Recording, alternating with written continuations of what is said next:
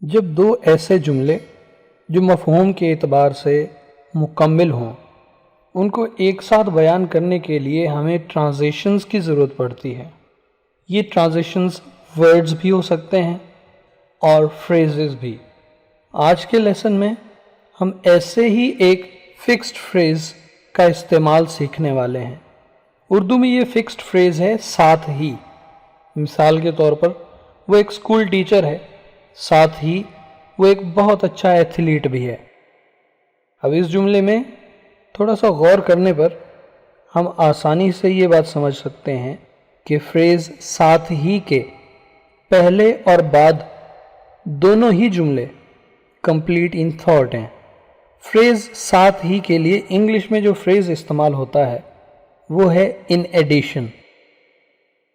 یاد رکھیے in addition اور ان ایڈیشن ٹو بظاہر ایک جیسے لگتے ہیں مگر دونوں کے استعمال میں فرق پایا جاتا ہے جسے ہم اگلے ویڈیو میں کلیئر کریں گے۔ آج کے اس ویڈیو میں صرف اسی فریز ان ایڈیشن پر فوکس کرتے ہیں تاکہ ان دونوں میں سے ایک پر عبور حاصل کر لیں، اس طرح ہم کنفیوژن میں پڑنے سے بچ جائیں گے۔ تو آئیے پہلا جملہ دیکھتے ہیں۔ He is a school teacher.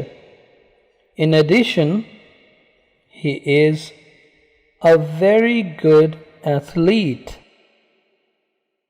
وہ ایک اسکول ٹیچر ہے، ساتھ ہی وہ ایک بہت اچھا ایتھلیٹ بھی ہے۔ She is a good player. In addition, she is expert in cooking. وہ ایک اچھی کھلاڑی ہے، ساتھ ہی وہ کوکنگ میں بھی ماہر ہے۔ He makes videos for YouTube.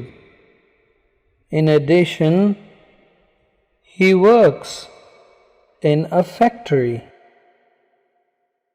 وہ YouTube کے لیے ویڈیوز بناتا ہے، ساتھ ہی وہ ایک فیکٹری میں کام بھی کرتا ہے۔